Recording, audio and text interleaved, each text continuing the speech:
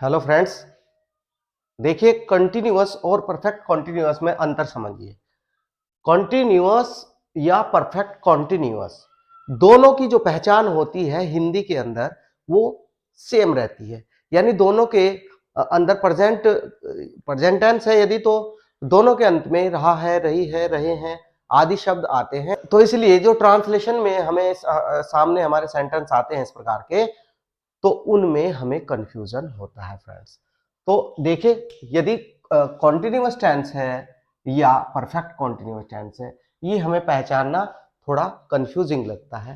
तो देखिए हम यहाँ पर बताते हैं, दोनों की पहचान सेम रहती है, रहा है, रही है, रहे हैं प्रेजेंट में, और पास्ट में रहा था, रही थी, रहे थे आदि शब्द अंत में लगे हुए होते हैं। अब हम इनमें अंतर देखते हैं कुछ एग्जाम्पल से। एग्जाम्पल हम लेंगे, जैसे वह कपड़े, वह अपने कपड़े धो रही है। हमने एक प्रेजेंट टेंस का यहां पर एग्जाम्पल लिया है, और एक सेंटेंस हमारे पास है, वह अपने कपड़े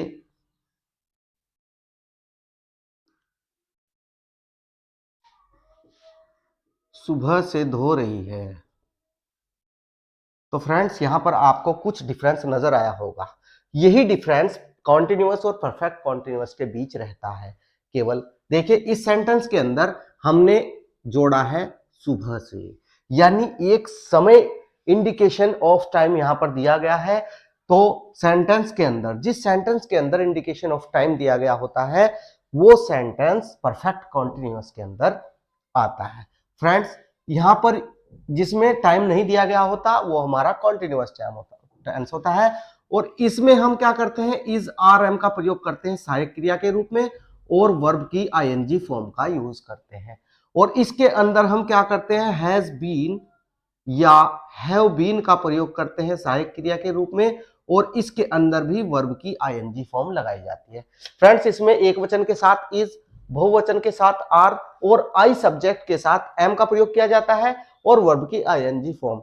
और इसके अंदर एक वचन के साथ हैज बीन, और बहुवचन के साथ हैव बीन, और वर्ब की आईएनजी फॉर्म का यूज किया जाता है। तो फ्रेंड्स यहां पर दोनों टेंस के अंदर केवल समय का अंतर है, कि जिस टेंस के अंदर समय दिया गया होगा, कार्य जारी रहने का समय दिया गया होगा, वो हमारा परफेक्ट कॉन्टिन्यूअस होगा, और जिस टेंस के अंदर कार्य जारी न रहने का समय नहीं दिया गया होता वो हमारा कॉन्टिन्यूअस टेंस होता है।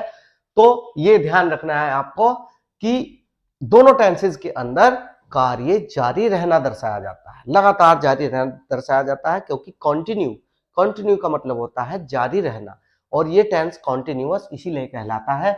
हम इनको ट्रांसलेट करते हैं, वह अपने कपड़े धो रही है, तो सी एक वचन है, तो यहां पर इसके साथ हम सहायक क्रिया इज का प्रयोग करेंगे, सी इज वॉशिंग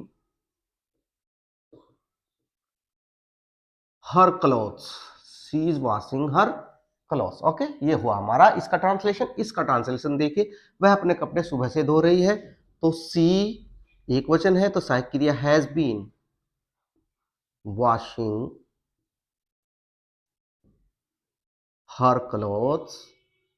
फ्रेंड्स इसके अंदर जो समय दिया गया होता है, उससे पहले हमें फॉर या सिंस प्रीपोजिशन का प्रयोग करना पड़ता है। फ्रेंड्स देखिए, सिंस का प्रयोग लगता है पॉइंट ऑफ टाइम के लिए, और फॉर का प्रयोग करता है हम पीरियड ऑफ टाइम के लिए। क्लॉथ ये पॉइंट ऑफ टाइम है, तो यहां पर सिंस का प्रयोग होगा टाइम से पहले, सिंस मॉर्निंग, सुबह से। ओके फ्रेंड्स, तो आपको कॉन्टिन्यूअस और परफेक्ट कॉन्टिन्यूअस में अंतर समझ आया होगा। आप इसको चेक कर लीजिए, यही इनके बीच डिफरेंस है। थैंक यू, धन्यवाद।